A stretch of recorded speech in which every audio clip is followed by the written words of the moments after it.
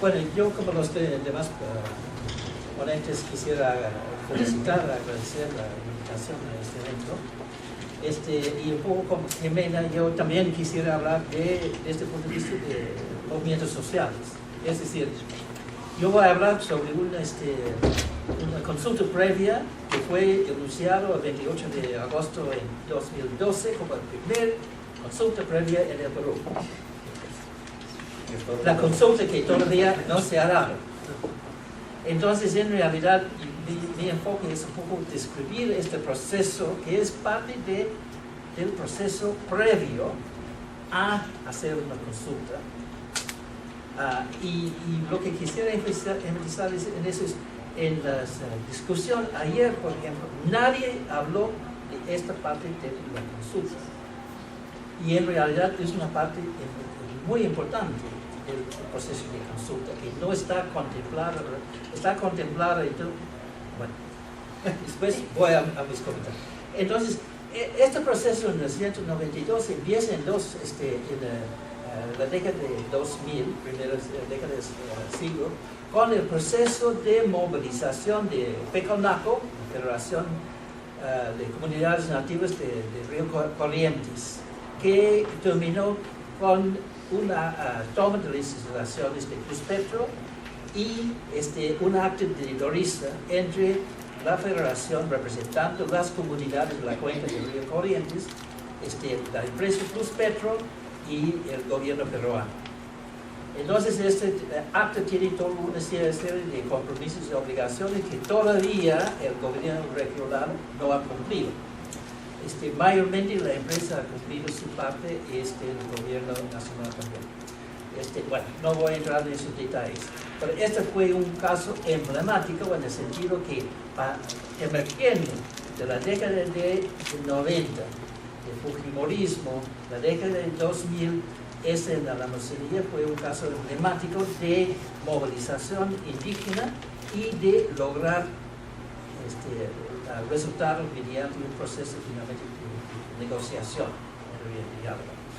Entonces, entre ese momento de 2006, en una de las cuencas, lo que pasó en la cuenca era un cambio progresivo de muchas de las características de la vida en la cuenca del Río Corrientes, y un flujo de dinero por programas de salud financiados por la empresa, programas de alimentos, construcción de centros médicos, especialidades, y flujo de dinero también a la Federación de la Cooperación Internacional, que empezó a interesarse en este fenómeno. Y parte de esto fue crear, financiado por la empresa, un proceso de monitoreo y vigilancia ambiental. Hay un congreso mañana, hay una audiencia pública sobre este tema. Y también era parte importante. Primero era un mecanismo para que las comunidades empiecen a ejercer control sobre su territorio. Una de las lecciones importantes en 2006 era que el Estado prestó atención a la movilización cuando ellos podían demostrar que había contaminación, afectación. No solamente eso, lograron que el Ministerio de Salud hiciera un estudio que demostraba con hechos y oficial que había afectación. Este estudio quedó un año encapetado. Finalmente lograron que la Defensoría del Pueblo exigió su publicación. Esta era importante, una lección importante, que demostrar para el Estado que existía un problema de situación. Entonces, esa es una de las consecuencias de esa movilización, creación de ese sistema de movilización, de control territorial, vigilancia ambiental, que también sería para que la Federación tuviese monitores que estaban en constante contacto con diferentes partes de las comunidades y haciendo informes y reportes a los dirigentes de la Federación, fortalecimiento de la organización. Esta experiencia se difundió progresivamente hasta 2011 en las cuencas del río Tigris, río Pastaza y poco más tarde al de Marañón. en las y formar 4 federaciones y empezaron a ver esta experiencia como algo interesante. Empezaron sus programas de monitoreo y vigilancia ambiental.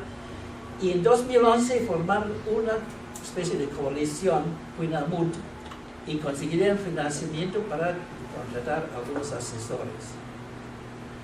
Entonces, próximo paso. Septiembre de 2011, Winamut hace una declaración reclamando atención a los impactos desde hace 40 años, más de 40 años, de las actividades petroleras en sus comunidades. Y como respuesta, el Congreso, la Comisión de Pueblos Andinos, Amazónicos, etc., creó un grupo de trabajo para monitorear este proceso, esta situación. Y muy importante, en estos 2 congresistas, activistas, Marisol Pérez Tello y Verónica Mendoza, han integrado esta comisión todo ese tiempo. Entonces, esta fue una reacción del Estado. En el Ejecutivo, en enero de 2012, PSM nombró 2 grupos de trabajo, uno ambiental y otro social, para empezar a negociar con las 4 federaciones. Pasamos a junio 2012. Humala, presidente Humala, en la Asamblea de las Naciones Unidas, declara que su gobierno considera a los nativos, comunidades nativas, como aliados estratégicos, y que su gobierno cree en la participación y la consulta previa, que es una realidad en el Perú. El día siguiente, las 4 federaciones emitieron un comunicado reclamando atención a sus problemas y insistiendo que parte de sus reclamos era ser consultados. Entonces, en agosto se anuncia que el primer caso sería lote 192. Entonces es importante recalcar que esta fue una reacción del Estado a una exigencia de organizaciones sociales. Ok, entonces, y también entonces para ese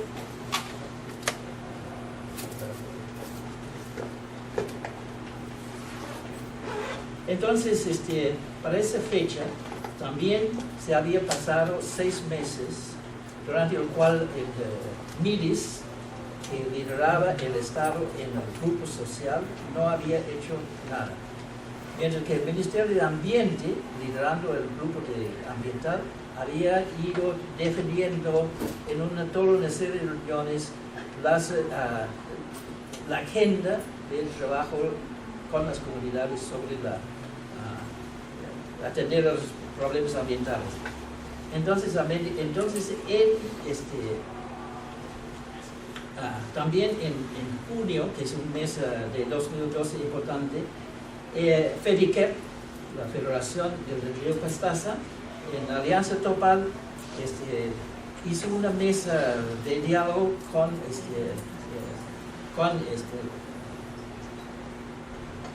que dio origen, exigió una mesa de diálogo, y en respuesta, en agosto, se anunció la formación de una comisión multisectorial para negociar con las federaciones toda esta problemática. Entonces, de junio de 2012 hasta, digamos, julio de 2013, hay todo un proceso de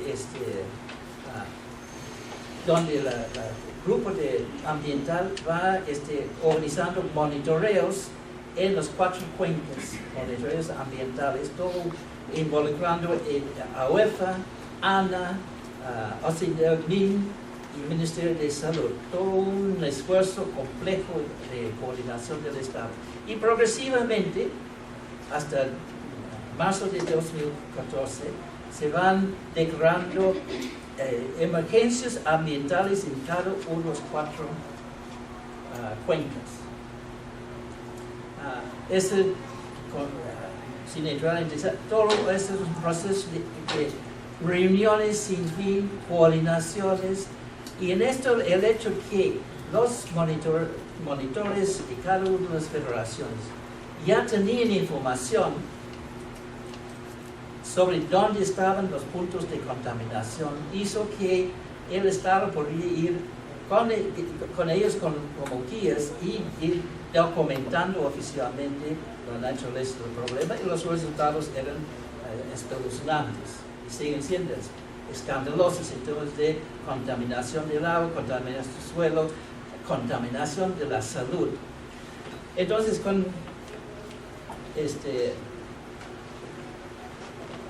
pasa un año, se extiende un año más la comisión, entonces pasan 2 años, y entonces después de 2 años de esta comisión se había logrado documentar los problemas ambientales. Por el lado social, se había comisionado un diagnóstico social que el grupo del Estado cuestionaba, no le gustó sus recomendaciones, y esto quedó en stand-by y hasta ahora. Entonces, en octubre de 2013, después de ya, hubo nuevas movilizaciones, cuestionamiento de este proceso de mesa de desarrollo. Entonces, el primer ministro Jiménez anuncia que ya van a organizar una mesa de desarrollo, ¿no? Desde el PSM y dentro de esa nueva política de mesas de desarrollo. Sin embargo, se demoraba hasta marzo de 2014 para instalar esta mesa de desarrollo. Y hasta ahora, esta mesa de desarrollo no ha logrado ninguna medida eficaz para atender los problemas de compensación por el uso del territorio de las comunidades, el tema de indemnización por los impactos contaminantes del medio ambiente, el tema de titulación de los territorios todavía no titulados, y implementación de un plan de desarrollo. Entonces han sido casi 3 años de constantes reuniones y una lentitud en términos de implementación. Lo único que se ha implementado, primero, se distribuyeron todos centenares de kits para tratar el agua, kits como un balde, ¿no? Posteriormente han empezado a implementar algunas plantas de tratamiento del agua. Y también han distribuido botellones de agua. Yo creo que es uno de los grandes paradojas está llevando a la Amazonía agua, porque el agua allí está contaminada, no es para consumo humano.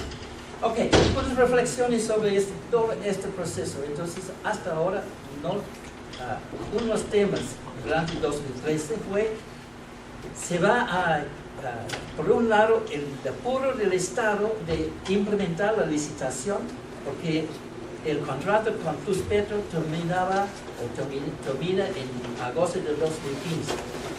Entonces, presión para empezar el proceso de consulta previa como paso previo para la licitación. Por otro lado, la atención de los indígenas y las organizaciones dice, no vamos a empezar el proceso de consulta previa, estamos de acuerdo, lo hemos exigido, hasta que se han resuelto los problemas previos. Entonces ahí hay un tema muy importante de derecho. ¿Todos los derechos son iguales? Es claro, en términos de las federaciones indígenas, más importante es el derecho al agua, al ambiente sano, al desarrollo. Entonces, eso es más prioritario que el derecho a la consulta previa. Segundo, el relator especial de las Naciones Unidas que visitó la zona en diciembre de 2013, no se debe desvincular esos derechos. Es decir, el derecho a la consulta es una oportunidad para reivindicar y implementar y ejecutar otros derechos. Entonces hay un tema importante.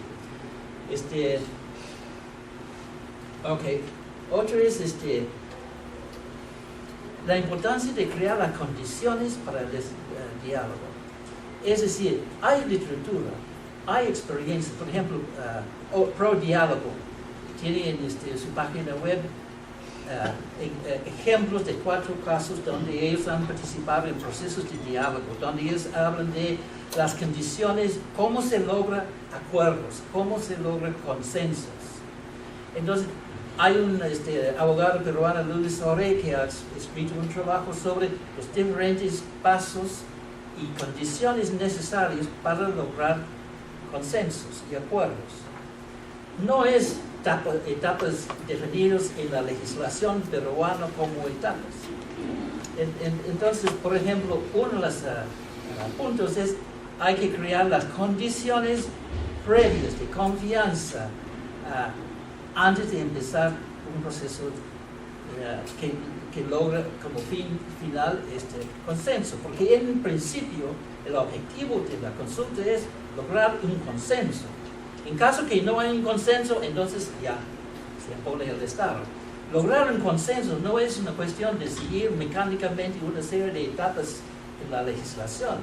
Es un proceso que requiere crear confianza, generar capacidades de capacitaciones de diálogo, requiere intervención, que nunca ha ocurrido hasta ahora, de facilitadores experimentados y capaces de crear esas condiciones. Requiere tiempo. Caso de Tintaya, de las 5 o 6 comunidades, 4 años de negociación para lograr un acuerdo. Toma tiempo. No se puede hacerlo como pretende el Estado en 3 meses. Entonces, ahora, algunos comentarios sobre el papel. Hay otras cosas que puedo comentar, pero no lo voy a hacer. Rol de los profesionales, que también pidieron. Lo que con la creación de Puinamut, la Federación contrató a un grupo de profesionales para apoyarlos y asesorarlos. Cada una de las federaciones también tiene sus asesores. Entonces los asesores tienen profesionales, geógrafos, comunicadores sociales, antropólogos, abogados, porque son los 4 principales. Entonces, sus actividades, sus responsabilidades, sus papeles son de capacitación sobre temas técnicos y temas legales y otros. Otra responsabilidad que ellos desempeñan es análisis y asesoría. Análisis de cuál es el posicionamiento, análisis en términos de cómo analizar la propuesta, cómo desarrollar propuestas, ideas, información. Tienen como profesionales acceso a información que no tienen los dirigentes. También tienen muchos contactos y alianzas con compañeros de la universidad, con gente en los ministerios, con especialistas. Eso es importante. También tienen contactos con otras organizaciones, Coordinador Nacional de Derechos Humanos, organizaciones internacionales, contacto con las Naciones Unidas, que hizo que el redactor visitara la zona, era por contactos con ONGs internacionales, Rainforest en los Estados Unidos. También los profesionales pueden ayudar en armar alianzas con otras organizaciones sociales o con ONGs o con otras. También cómo organizar la incidencia, cómo hacer incidencia política para influir en las decisiones del gobierno o otros, y también contactos y capacidad de tratar con los medios de comunicación. Todos esos son papeles importantes que pueden prestar y han prestado los profesionales. Sin embargo, también hay problemas. Entonces, muy brevemente, uno es quién define la agenda, porque los profesionales que apoyan en esos procesos muchas veces tienen motivo. ¿Qué les motiva? ¿El dinero? ¿El pago? No creo. Muchas veces la motivación es su propia agenda política, institucional o personal. Entonces hay todo un tema de cómo negociar su agenda política con la agenda política y prioridades que tienen los dirigentes. y cómo se define una agenda común. Eso es todo lo que entiendo. Otro es, ¿quién ejerce la vocería? ¿Quién habla en nombre de? ¿Hablan los asesores o hablan los dirigentes? Entonces, como Richard manifestó en el caso de CAP, es importante que sean los mismos dirigentes, ¿no? También tienen un papel importante en formar una plataforma de apoyo que provee información, todo eso es, pero muchas veces, y ha ocurrido en el caso de 192, rivalidades entre las personalidades, ¿no? Un abogado con su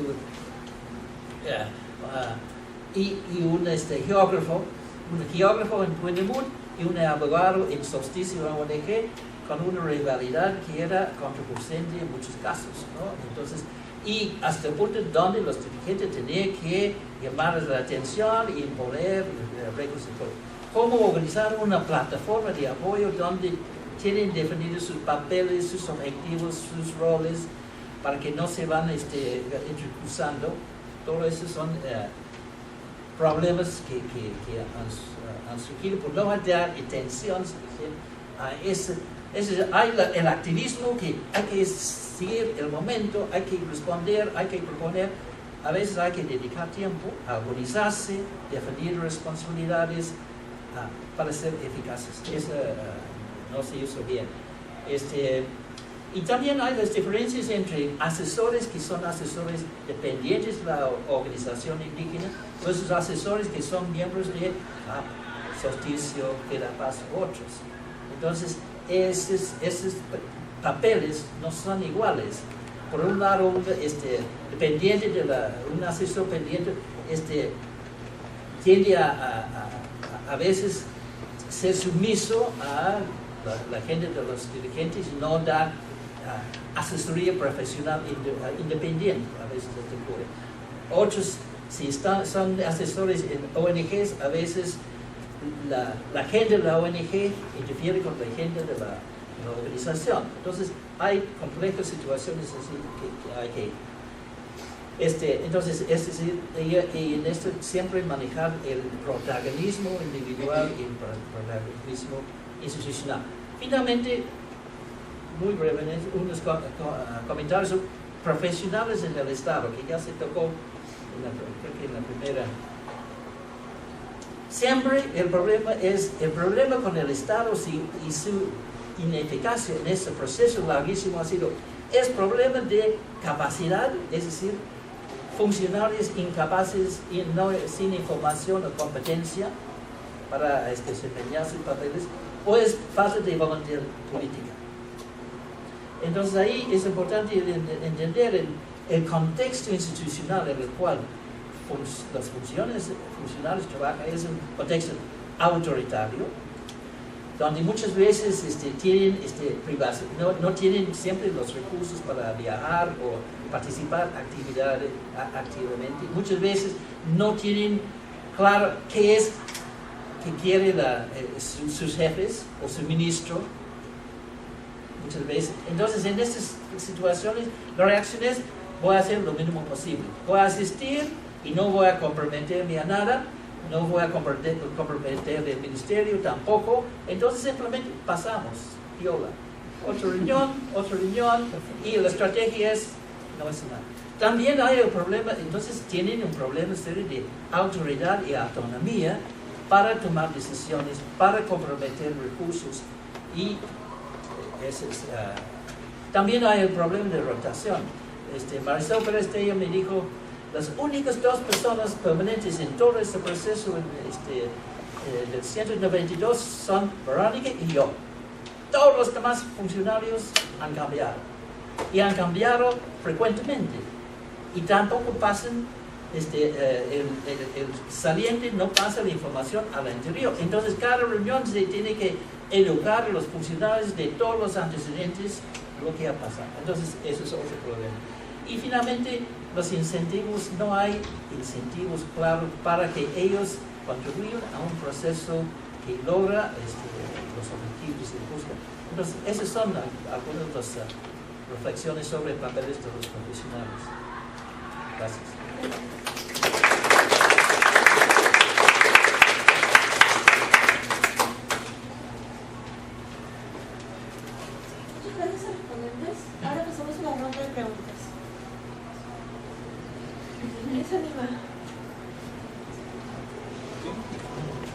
tal? Buenas noches. Yo soy abogado también en formación y actualmente trabajo en el OEFA, en la subsección de minería. Y sí, pues lo dicho hoy día y lo dicho ayer, ¿no? En minería, pues ninguna consulta. Y eso me lleva a plantear de que justo lo que conversaba ayer un poco con Richard, ¿no? ¿Por qué no ver, digamos, el trasfondo de lo que es la consulta y empezar a movernos hacia un nuevo concepto que sería más el de consentimiento, ¿no? Que se habló ayer también sobre la sentencia del caso de Salamaca contra Surinam, en el que se habla un poco de esto y que ya está sirviendo como un punto de referencia para atender a ciertos conflictos. Y bueno, eso, ¿no? Por ahora. ¿Tu pregunta va dirigida a algún ponente? Quien quiera responder. Pero toma 4 o 5. Sí. Sí que hay. ¿Alguna pregunta más? Buenas noches a todos. Bueno, mi pregunta o curiosidad va en relación a la... Hay una ley, que es un reglamento ya dicho, y ahora salió una guía metodológica, ¿no?, dentro de cultura, que es llamada ficha comunal, ¿no?, que en sus características que manifiesta hace que tienen que realizar un mapa parlante, un focus group, y hacer entrevistas de 3 a 4 actores, o unos 6 actores.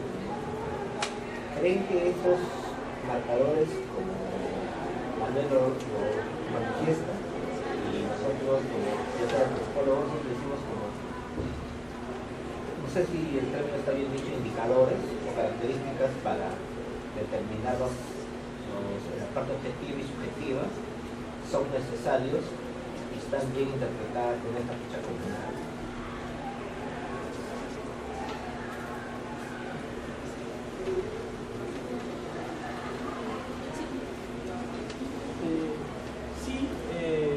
Buenas noches. Esta es una pregunta abierta a cualquiera de los que estén en la mesa. Es sobre el asunto de que justamente no se han hecho consultas en minería porque la definición de pueblos indígenas se ha restringido básicamente a poblaciones amazónicas. Y entonces hay un montón de poblaciones vulnerables que bajo otros parámetros podrían ser considerados indígenas, que no gozan del derecho a la consulta, pero son afectadas por las industrias extractivas. Entonces, quería que me mencionen un poco del uso político que se le puede dar a la noción de indígena para restringirla y ampliarla, y si no sería mejor avanzar hacia un derecho de consulta o de consentimiento, digamos, universal, que no esté basado en la identidad étnica, por los problemas que podría generar sobre cómo clasificas a los indígenas en un país donde la mayoría pueden ser indígenas o una muy pequeña minoría pueden serlo, de acuerdo a las variables que uses.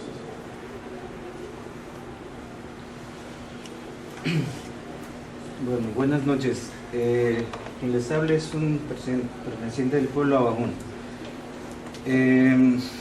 Creo que los que hacen la historia son los pueblos amazónicos y andinos. Y los que hacemos, los que estudiamos, son los que escribimos. Pero a veces queda en que cómo escribimos la historia, los escritores, porque ellos en sí escriben su propia historia. Y la otra forma también es la dificultad de comprensión a las diferentes culturas del país. Creo que el Estado todavía no ha entendido, no ha comprendido las diversidades de culturas y sus manifestaciones, sus demandas. En este caso, yo considero que los pueblos indígenas, las identificaciones no deberían partirse del Estado. Los que definen o los que autodefinen son los mismos pueblos. Por ejemplo, hablar de las comunidades campesinas son indígenas, propiamente hablando. ¿Por qué? Porque solamente el campesinado se dice por la forma de su identidad en sus actividades que dedican, ¿no? Pero atrás de ellos sus manifestaciones culturales están siempre presentes. Y en ese caso, creo que muchas veces el Estado lo que hace es forzar, cuando hay un proceso de consulta, forzar a los indígenas para que me acepte rápido, para agilizar el trabajo. Pero también es importante que esto hace mal el mismo Estado, porque prácticamente es como atizar el incendio, el fuego. Y así no podemos construir bien nuestro país, ni conducir mejor el desarrollo. Por eso es que en las experiencias que se están dando, ustedes evaluarán que prácticamente terminan insatisfechas. Entonces, sobre todo, creo que la pregunta, lo que puedo formular es que ustedes cómo consideran que las identidades de los pueblos indígenas, quién sería el que identifica a los pueblos indígenas, ¿no?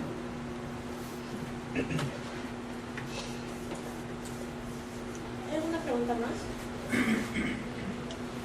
Si no, vamos a leer la respuesta, por favor.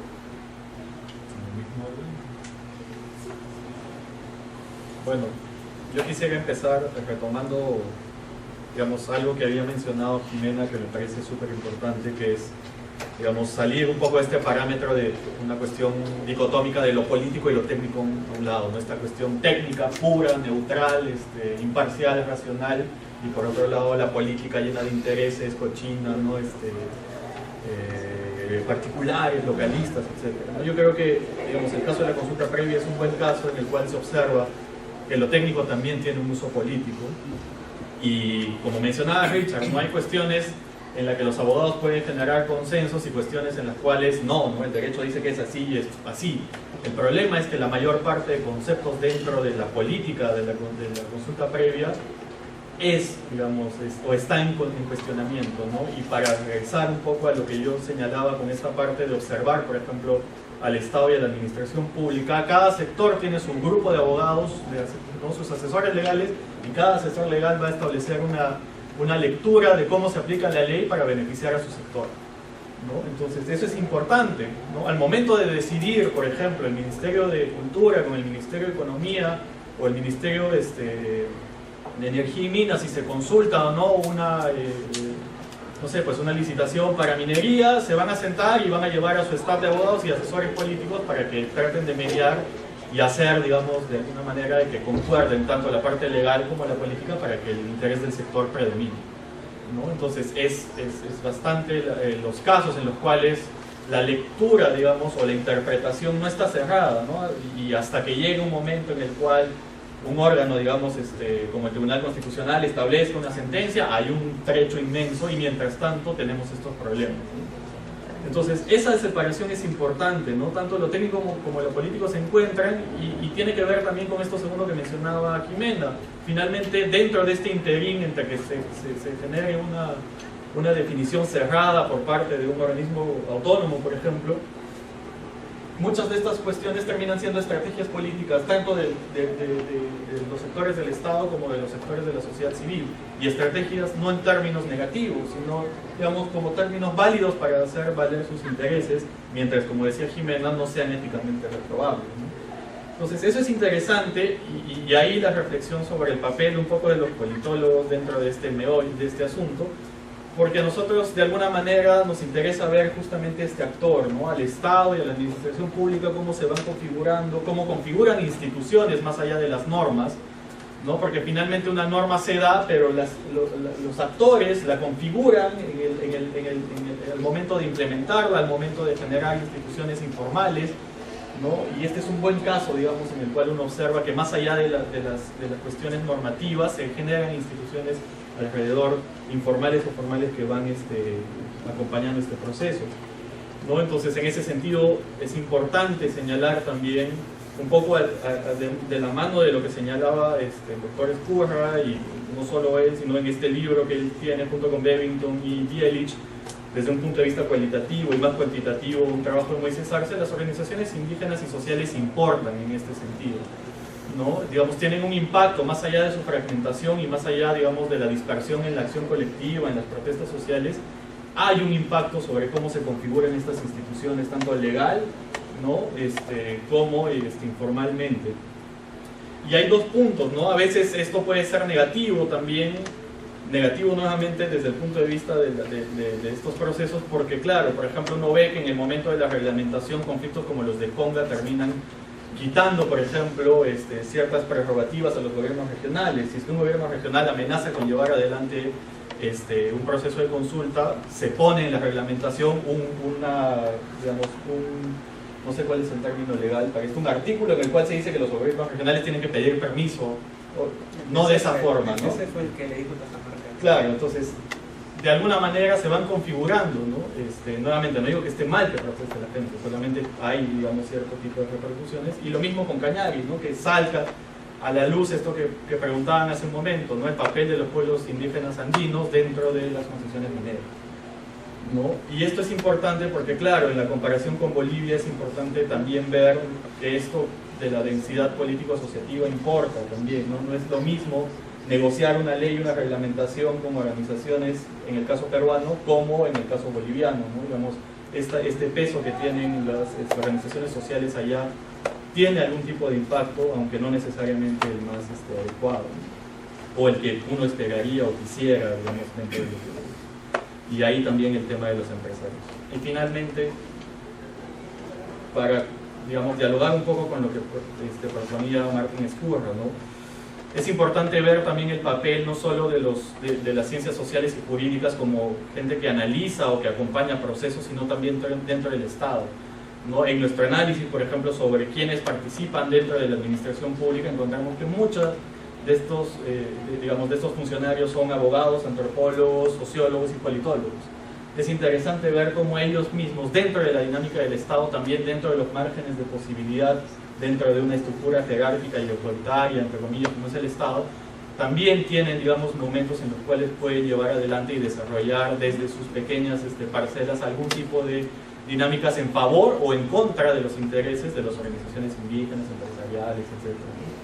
Entonces también, digamos, esta discusión no solamente tiene que ver con el punto de los profesionales como académicos, como gente que analiza, sino también dentro del Estado y como funcionarios públicos, ¿no? Una parte, por ejemplo, de la base de datos, esta que finalmente decide quiénes son o no comunidades indígenas, digamos, tiene un proceso en el cual están involucrados sociólogos, antropólogos y abogados, ¿no? Elaborando indicadores que pueden llevar adelante, digamos, este tipo de una base de datos, como su nombre señala, ¿no? Y finalmente, desde el punto de vista como más del análisis y de la academia y de la generación de políticas públicas, me parece importante que así como la interculturalidad es muy importante, una mirada interdisciplinaria es sumamente importante para comprender lo que sucede en este proceso.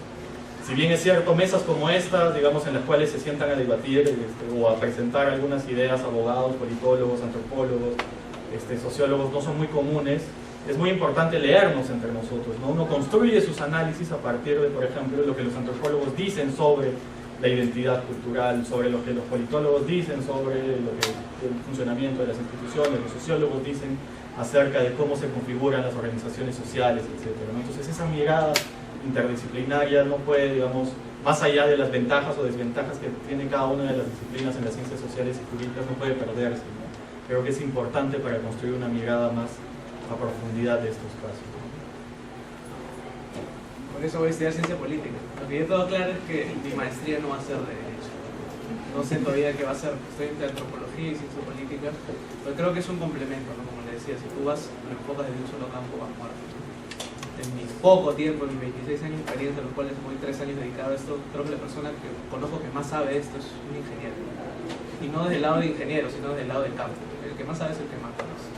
A Chirín debe conocer como sea viejo en Perú, asumo, ¿no? Entonces tienes que conocer eso, ¿no? Yo me acuerdo cuando supe hace unos años, yo luchaba contra el profesor de tesis porque no quería hacer mi trabajo de campo. O sea, el derecho no te enseña ese campo. La pregunta 2 de la ficha yo no la voy a responder porque soy un incapaz, porque en derecho no hay eso. O sea, ¿cuánto soñaría porque hay un electivo de trabajo de campo en derecho? Creo que eso, ¿no? Es un reto, ¿no? Como acá debería haber una clase de derecho para hacer sociología. Como hay sociología, el derecho es derecho. Sí, bueno, pues antes de responder las preguntas, claro, una pequeña reflexión. Sí es importante la interdisciplinariedad, tienes que verlo de todos los campos, vas muertos y no vas desde ese punto, ¿no? Sí es importante que todos nos comuniquemos entre todos, que no hay estos personalismos que lamentablemente hay, sí es cierto, en mi poca experiencia he visto los personalismos tanto del lado de la dirigencia indígena como del lado lamentable de la asesoría, ¿no? Es terrible, ¿no? A veces uno tiene que pagar derecho y piso, a veces uno tiene que simplemente decir sí, tienen razón. A veces incluso hay decisiones técnicas que pasan por el control político, ¿no? Ustedes se imaginan que no puede ser tan fácil decidir, oye, ya demandemos, cuando sabes que la demanda va a generar un impacto terrible, no en el abogado que tiene otro caso, qué sé yo, o tiene otros medios para expresarse, sino en esa comunidad o en ese dirigente que al fin y al cabo va a voltear y va a mirar a toda su comunidad y le va a decir, oye, sí, hemos demandado, a pesar de que hay una comunidad de mi mismo pueblo que sí quiere la empresa, porque vamos, no hay que ser maniqueos, ¿no? Pero que incluso hay que dejar de lado también, ¿no? La inversión es buena, es buena. La consulta previa, y acá está el peor error de los mineros, empresarios, es que no ven que es algo bueno. Lo más liberal de este mundo es la consulta previa, y también quiero hacer el nexo con el liberalismo. No hay nada más liberal que decidir tú lo que quieres hacer. El derecho a consulta previa se basa en el derecho a la libre determinación interna. La libre determinación externa es lo que tuvieron la mayoría de colonias africanas para escindirse y formar sus países. La libre determinación interna es lo que está en la misma constitución del Perú. Yo puedo organizarme a nivel administrativo, económico, político y judicial. Tengo mi jurisdicción indígena. No hay nada más liberal que eso. Pero bueno, no se ve, ¿no? A veces yo también hablaba de que hay que conocer bien los conceptos porque en este país es fácil hablar, ¿no? Opinólogos, muchos abogados que abren la boca y no saben nada. Acá sí me permito discrepar un poquito, Pablo, ¿no? Que sí hay cosas que me parecen esenciales, que sí no es tanto para ser debatidas. Y acá me voy con la primera pregunta, ¿no? De Mario. Sí, pues el consentimiento, y puedo entrar en la negra para debatir, hay supuestos de consentimiento. Sí, claro, hay abogados que piensan que hay muchos. Raquel Irigoyen, Trome en Derecho, cree que hay 8 supuestos de consentimiento. Yo creo que hay solo un par. Están en la ley, están en la sentencia Saramaca, están en el reglamento de consulta previa, el Decreto Supremo 001-2012. Están.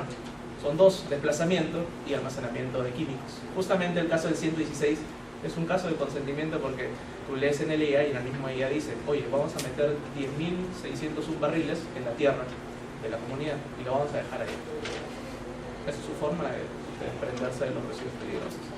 Esa es la forma que fue aprobada eventualmente por el Ministerio de Minas, y esto es importante, ¿no? Cuando se habla de extrata y que ya van a ir afuera por espinar, el principal responsable de todo eso es el Estado, no la empresa. La empresa puede querer hacer y deshacer, pero vamos, es un sujeto privado, no son se calbuta, pero ellos quieren explotar y ganar, tienen utilidades, tienen accionistas. El que está mal es el Estado, que le deja hacer todo lo que le deja hacer, que aprueba los EIAs, que no le interesa, y acá quería hablar del acuerdo previo que ya no hay tiempo, que deja que la tierra debajo de la cual están los minerales la negocie la comunidad y la empresa y no se meten. Negocien, vean cómo hacen. Es el pecado original. Entonces sí me parece que es supuesto de consentimiento. La segunda pregunta sí no la voy a responder porque, como te digo, ignorante, tengo que estudiar antropología. Sí me parece importante sí tener claro los supuestos objetivos y subjetivos, ¿no? Y uno de esos supuestos subjetivos es la autoidentificación indígena, que ayer se dijo bien, ¿no? No hay que ser tan estricto. Yo quiero salir del molde del abogado. Indígena, hay muchos abogados que en la facultad te dicen, no, pues, si en la sierra todos dicen ser campesinos, además tú le dices indígena y se molestan. Sí se molestan, pero no puedo por eso decir que no son indígenas, ¿no?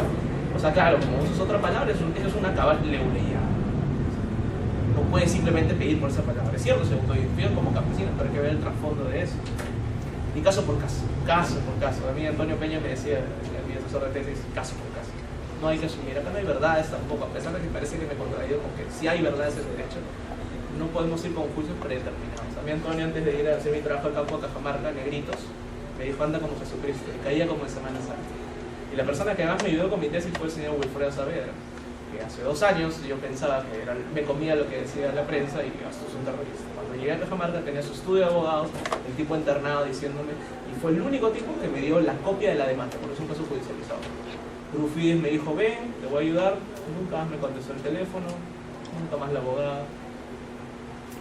Acá no hay santos tampoco, ¿no? Ni ONG son santas, ni las organizaciones indígenas son santas, porque hay mucha gente que también cree que las organizaciones indígenas son santas. ¿Cuánto lucha de poder? Y me voy a la tercera pregunta.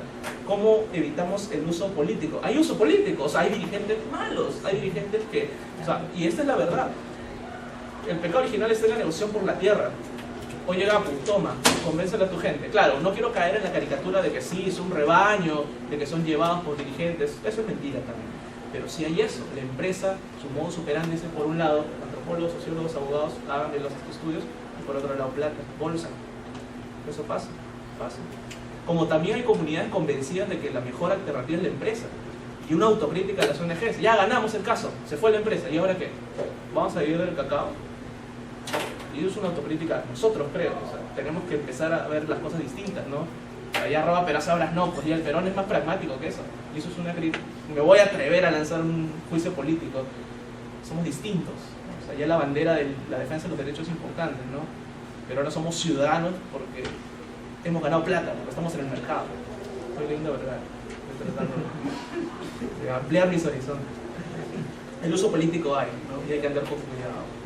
Ayer Gustavo Zambrano dijo, en Pichanaki hubo esta toma de carretera, y es cierto, lo lideró un cura y un etnocacerista, es cierto.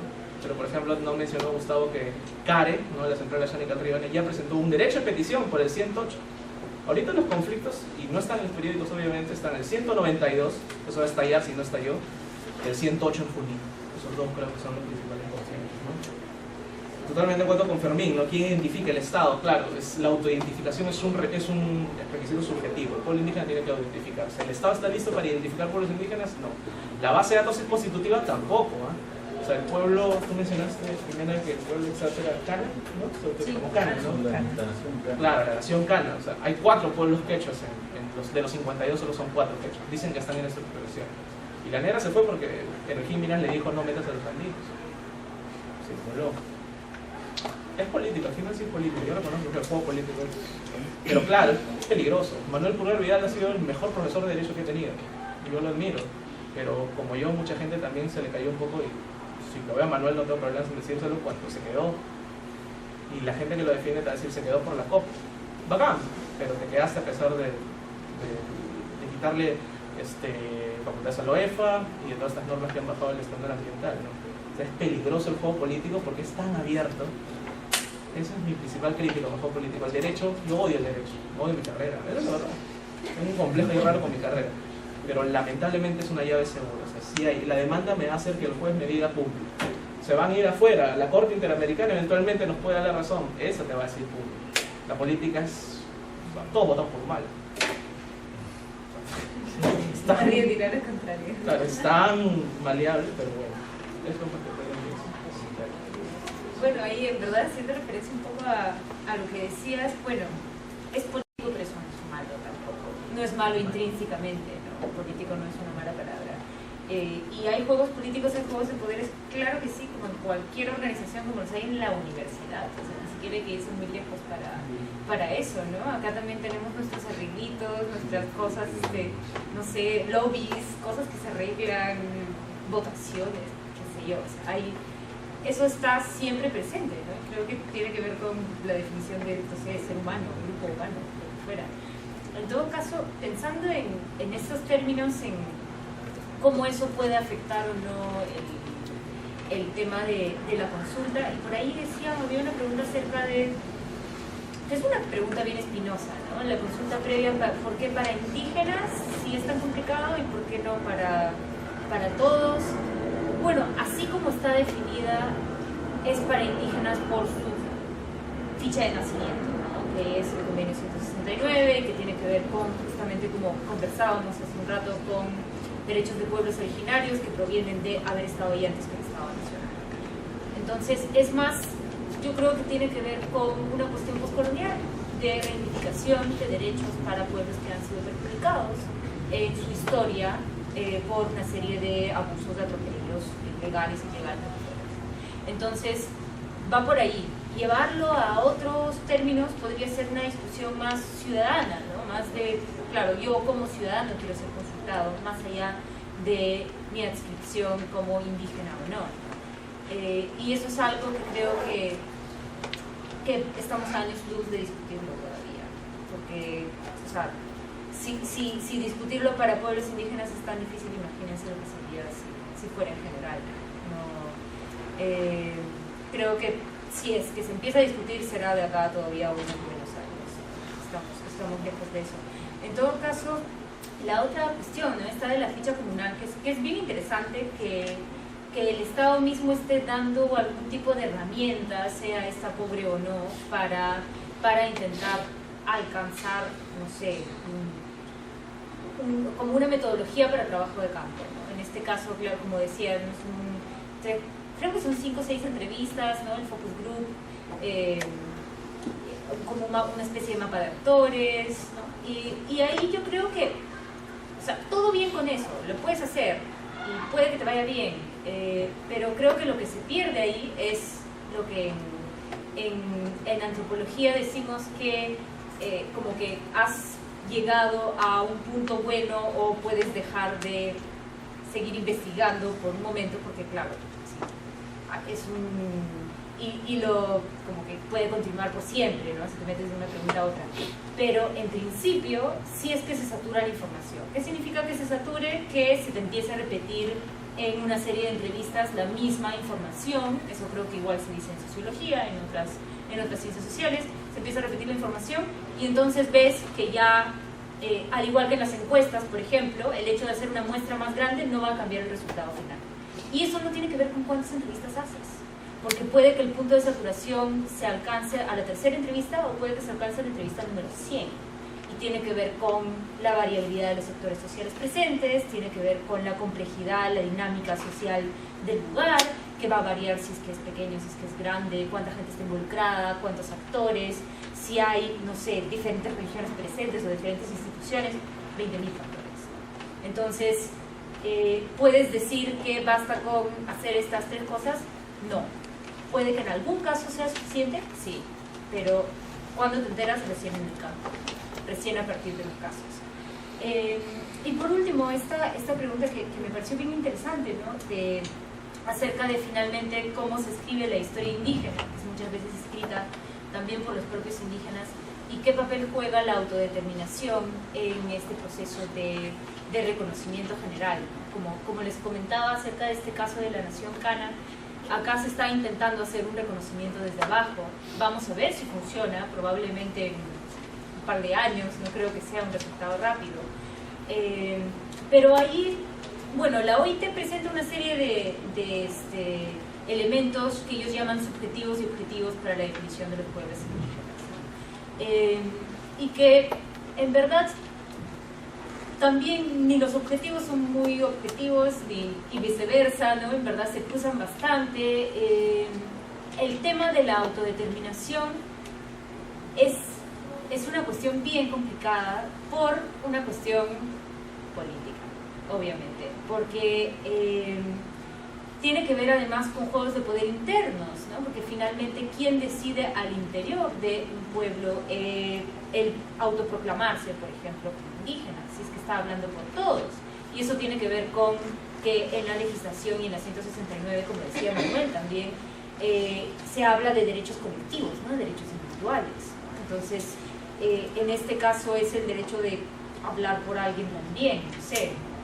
Yo creo que en general el objetivo es llegar en algún momento a que al menos el autorreconocimiento sirva como un elemento más, que es como lo señala la OIT, como un elemento subjetivo de determinación de pueblo indígena, pero no creo que la legislación esté cercana a eso, en verdad, porque sería comprarse un pleito de nunca acabar, ¿no? O sea, sería, yo también puedo ir a decir que soy indígena, demostrar que tengo parientes en tal, claro, ¿no? Y les complica tanto el panorama que no creo que lo hagan, más allá de que sea éticamente recomendable. Bueno, a ver, 2 minutitos nomás.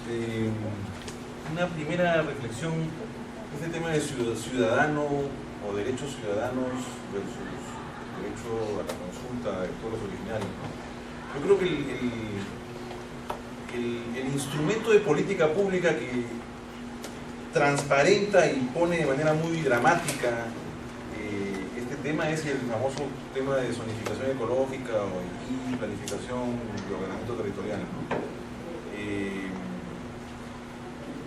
Que forma parte también del paquetazo de esta reactivación contra la desaceleración económica que, como ustedes saben, entre 1000 páginas han puesto una línea que dice que el ordenamiento territorial ya no tiene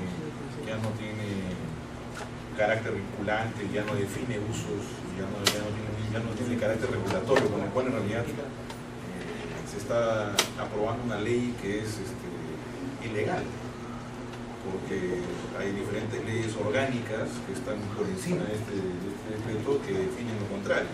Pero en fin, estamos llenos de abogados, como dice acá el abogado. Entonces, ahí sí yo soy absolutamente partidario de la hipótesis de que este discurso de consulta previa para pueblos originarios es un discurso que es aplicable para economías y sociedades donde estos son minoría absoluta y que en todo caso el espíritu del convenio internacional es un espíritu de búsqueda de ciudadanía universal para aquellas circunstancias donde hay una minoría absoluta que está muy lejos de alcanzar ciudadanía. Entonces, por eso que nosotros con Gerardo concluíamos que claro, no podemos ser políticamente incorrectos y decir la consulta previa no sirve, el convenio es una tontería, arriba Alianza. A pesar que Gerardo es gallina, pero sí, no, a mí personalmente me parece que habría que hacer una lucha. Tú dices que es una utopía, pero sí habría que hacer una lucha por los derechos ciudadanos antes que esta discriminación positiva que expresa más bien un sentimiento de culpa histórica, ¿no? Postcolonial, como lo has dicho tú, ¿no? Que creo que tiene mucho sentido, repito, en sociedades, no sé, Australia, ¿no? En sociedades donde ha habido exterminio indígena, ¿no? Donde queda una minoría, ahí sí creo que este instrumento tiene mucho sentido, pero en sociedades como Bolivia, Guatemala, Ecuador, Perú, me parece que estamos forzando una cosa que es inaplicable. Ahora, dicho eso, me parece que políticamente lo correcto es discutir cuáles son las condiciones para facilitar este instrumento. Y ahí sí creo que el peligro es formalizar el proceso. O sea, digamos, también el tema de la regulación administrativa. Es imposible certificar que la entidad proponente, como se dice en la ley, promotora, ha cumplido con agotar el proceso de consulta.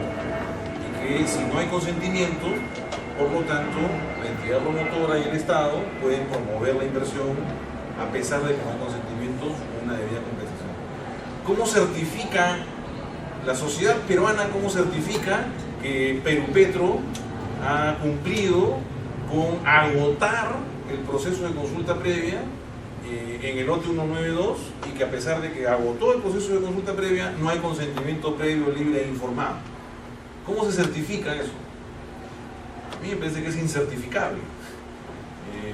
Así que ahí estamos entrando en un juego regulatorio en el cual el sector privado termina ganando, ¿no? Porque lo más probable es que no encontremos salida. Yo conozco Filipinas, no sé lo que han estudiado esos temas de derecho comparado, pero Filipinas sí tiene una exigencia de certificado, algo así como en el caso del CIRA, el certificado de la existencia de restos arqueológicos. En Filipinas también tienen un certificado de consulta previa con consentimiento previo, libre e informado.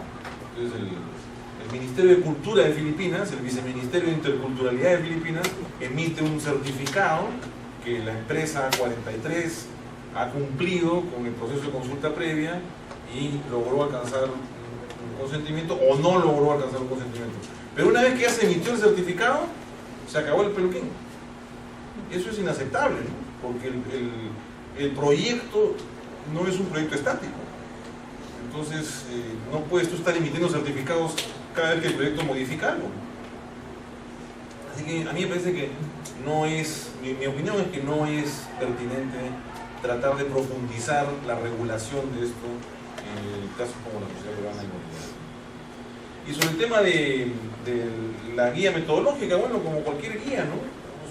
Tiene limitaciones, es una guía, como bien ha dicho Jimena, hay que ponerse en el contexto específico y ciertamente la definición, por supuesto, pues, es mucho más fuerte la autodeterminación que cualquier criterio o marcador que un profesional en el ministerio lo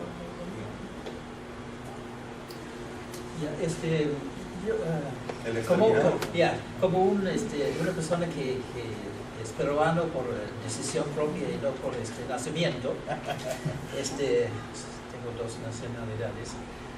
Creo que lo que no nos estamos preguntando y que debemos preguntarnos es ¿quién es un peruano? El debate no es solamente quién es indígena, el debate en realidad es quién es peruano. Yo creo que tenemos dos procesos que están entrelazados. Uno es el proceso exterior, internacional. A partir de la Segunda Guerra Mundial, Declaración de Derechos Humanos, ¿no? Hay todo un proceso de avance en términos de definición de los alcances de los derechos humanos, ¿no? Es todo un proceso donde se va ampliando más los derechos humanos internacionales, ¿no? Entonces, y parte de este proceso va a decir, bueno, los indígenas también deben tener derechos a participación en consulta, también vamos a tener que los LGBTs, todos los diferentes grupos sociales, y eso es toda una parte de un proceso internacional expandiendo la definición y alcance de los derechos. Ese es un proceso que incluye en eso de consulta previa, ese es uno de los procesos que hace que en el Perú concretamente se está tratando de aplicar esta agenda internacional universal. Otro proceso al interior del país es un proceso de cambio de paradigma. El paradigma que yo pienso que todavía es mayoritario en el Perú es que hay un solo modelo de peruano, es el costeño criollo. Eso es, ¿quién es el criollo? Si tú hablas con peruanos en el exterior, la identidad indígena es vista como algo del pasado, glorificado, mitificado, pero el peruano verdadero hoy es Señor de los Milagros, y en Patterson, New Jersey, es un solo modelo. Entonces, uno de los juegos o procesos internos es ir reconociendo que puede haber varias maneras de ser peruano, que no hay un solo identidad, hay varias identidades, y cómo acomodar, cómo incluir. El proceso histórico ha sido los indígenas, los indios, los campesinos tienen que convertirse en criollos, tienen que aprender castellano, progresivamente olvidarse de su vestimiento. En Lima no se ve gente, o muy raras veces, con vestimiento tradicional. En otros países como Ecuador y Bolivia sí es mucho más frecuente. En Ecuador, en las universidades, los estudiantes indígenas van con sus vestimentos. En el Perú, imposible.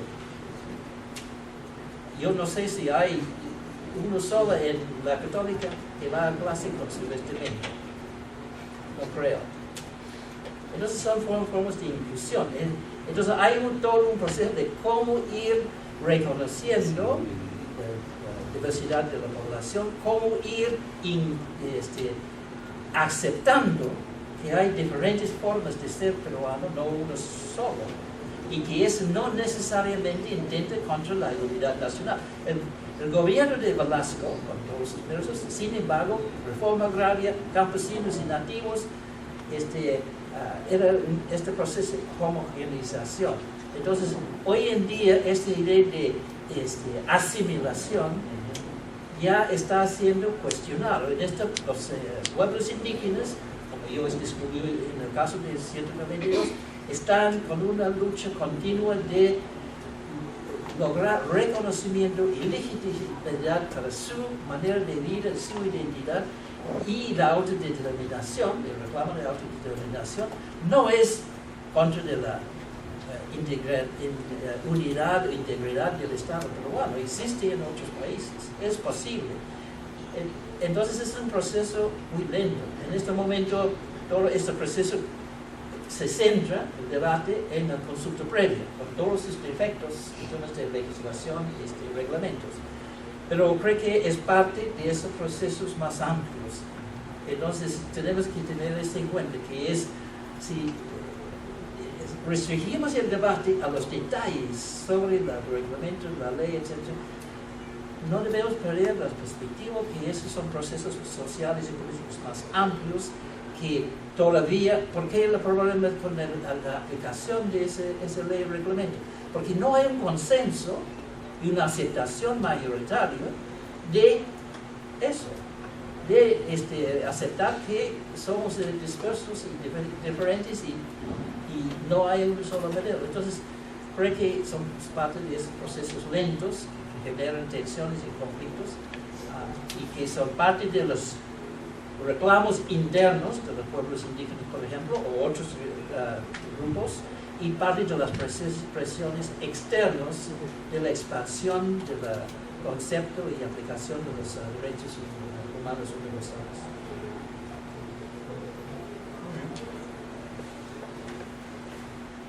Muchas gracias a los ponentes y a los asistentes por su asistencia. Y bueno, Fares, tenemos un coffee break para todos. Gracias. Gracias.